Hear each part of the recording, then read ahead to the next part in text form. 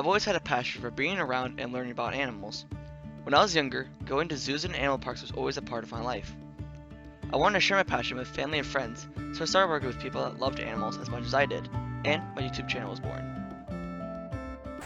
So today I'm at the Wildlife Rescue Center, and I'm about to go do an interview on rescued waterfowl, so I hope you enjoy. Welcome back to my animal education series. Today I'm here with Casey. Hello. Hello, hi. What do we have here behind us? So right now we're in the aviary and we've got Canada geese and mallard geese, or mallard ducks. So why do you have these birds in here?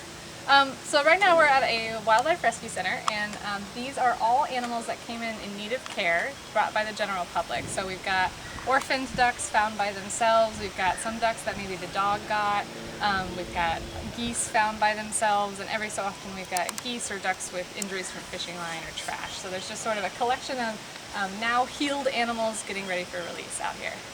So are these birds almost ready to release? Most of these are, yeah. So what we're looking for, and there's some up close here, we're looking for that little baby fuzz to be gone, or the feathers to return to full condition. So we need good flight ability to be able to start releasing.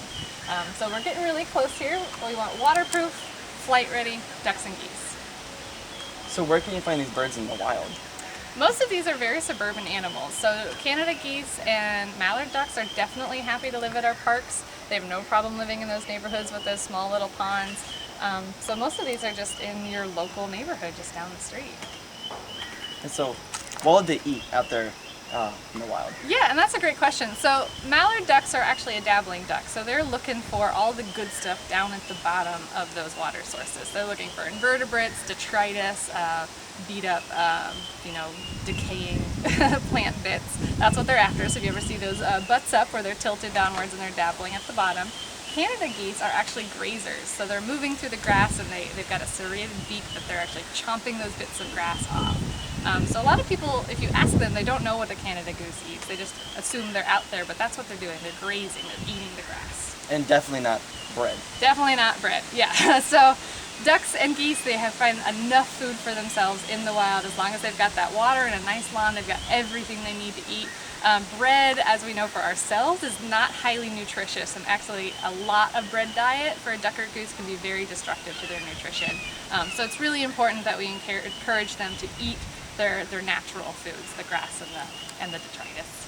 And you were explaining before we started the camera that you really shouldn't be feeding these guys. Yeah, in general. So there's two problems there. There's the nutritional component, but also all wild animals can be good at learning, and ducks and geese are no different. If they start to learn that people have food and start approaching people, we're not all nice in the same way. And we've seen that can be a real problem, is if they're hanging around people, if they're getting close to people, then it actually becomes destructive to themselves. So we want to keep that wild behavior, let them be wild, let them be their natural selves. And then you have people who aren't exactly like you and me, like animal Yeah. people, and just are not very kind or nice to them. Yeah, so we have seen that if a goose is approaching someone too closely, if it's not a nice person, they might hit that goose, they might kick that goose, and we'd rather that goose just get to be himself and be a happy and healthy wild animal. So They're being too close to people. Yeah, too close to people is bad for wildlife.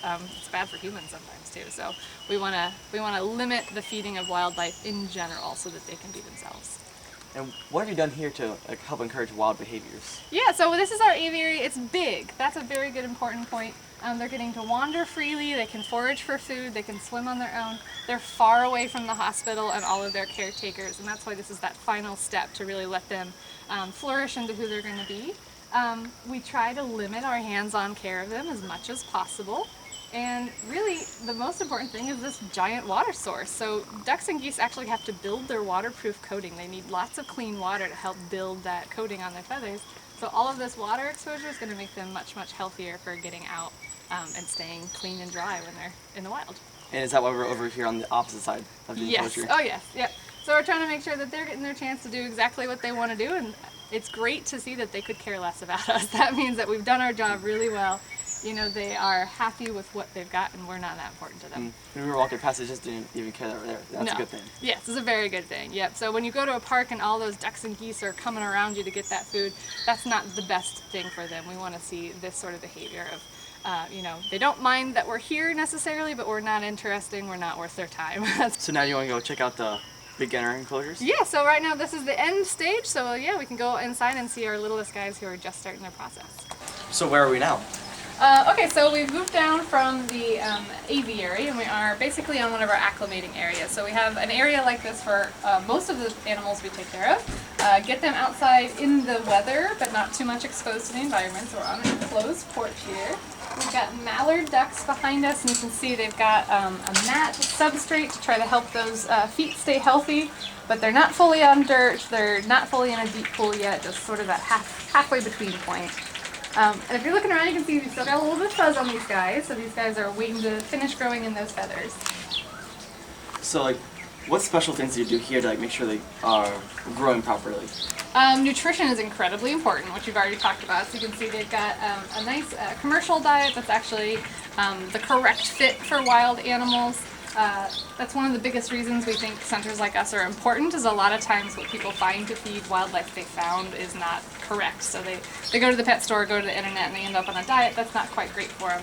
So we've done a lot of hard work to make sure that the nutrition is right, that the conditions are clean and dry and exactly what they need to grow up as healthy as possible. So that waterproofing is a result of our good care by our volunteers, making sure everything is staying as poop free as possible, which is really hard with the ducks because it's every 10 minutes there's more.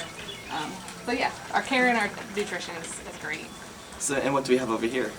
So we do have a couple divided areas. So we've got mostly juveniles behind us. We have a couple of adults that are healing some injuries. So we have some mallard ducks with some foot trauma, but the two geese we absolutely know those are fishing line injuries. So we took the fishing lines off ourselves. You can sort of see some of their bandages over there. Fishing line is built to not break. It's hard, it's plastic, so if it gets stuck on an animal, it has to get human help at that point. There has to be somebody who can cut that line, get it off that animal. So both of these guys are healing pretty severely deep wounds just from a little bit of trash. So the more of that we can get out of the environment, the better. So hopefully we'll see a full recovery for them, but that is not a good situation. Totally preventable. Will they become education animals if they're not released? For geese, probably not, because geese never want to be around people once they're an adult and an angry goose. That would not be a good situation for these guys. But thankfully, they're healing really well. We've got some really good tissue coming into those wounds. So, and actually, one of the neatest things is what we use a lot for fishing line injuries is honey. So honey inside that fishing line wound will cause the old tissue to fall off, and we see that nice flush tissue coming in underneath, and it's really great to see. So even if it's been a long time that they've had that wound, we really see it heal back. It's really pretty awesome. So we've seen a lot of good success healing fishing lines. We just need the public to help us get those animals here and get them into care and fix that problem. So you do have some smaller birds, but how long does it take from being really small to being able to? Yeah, I mean, I have to look at some dates, but basically what is the normal schedule for a duck out in nature is you're born early in summer, you've got all summer to get those feathers on, and when fall hits, you've got to be ready to migrate. So for a mallard duck, you have babies, you have your eggs early in spring, you have one clutch of eggs. Those babies hatch, they follow, they grow the feathers, they get out. A couple other ducks will actually be able to fit 2 in that season, but thankfully for us, there's just 1 season for them. So just summer, get those feathers ready and migrate. Whereas squirrels and cottontails, they might have babies in winter, they just keep going. It's pretty impressive. So that's the normal schedule. So these guys are probably coming in for these guys behind us. It might be a month or 2 that have been in our care. So what they start as is much smaller and bright yellow fluff balls straight out of the egg. They're the cute ducks people think of. Yeah, the ones you see in the commercials, the very tiny ones. So they got all that yellow fluff. That yellow fluff is exchanged for the beautiful feathers, and then at some point they fly south or north or wherever they're headed. But yeah, they get that full flight feathers and they're done with mom's care. So what kind of ducks have you worked with before? So the most common ducks that we see are the suburban ducks, so the mallards and the Canadas. We get about 400 of those a year. But every winter we start to see ducks that are moving overhead of us. So a lot of times they come into our care because they've seen a wet parking lot. They're unfamiliar with the area, it looks like water, and they go ahead and land. So we'll get coots, we'll get ringneck ducks, we get ruddy ducks, we get mergansers every so often. Some of those animals that wouldn't naturally be in a suburban area, but they've landed in that parking lot and some person has found them. I think that's most of the list. Every year we get a duck we're totally surprised by, and we have to call all of our coastal people and say, what is it and how do we help it? Scops, we've gotten lesser scops and greater scops, and I think that's about everybody. Pie-billed grebe, exciting to see somebody that we've never seen before and be able to get them help and get them back off and flying to their preferred habitat. Well, thank you so much for telling us about all your ducks and geese. Yeah, you're welcome. Yeah. And if you guys enjoyed this week's episode, don't forget to leave a big thumbs up down below, subscribe to my channel, and also check out my Instagram @ColeShirt. And as always, I'll see you next week.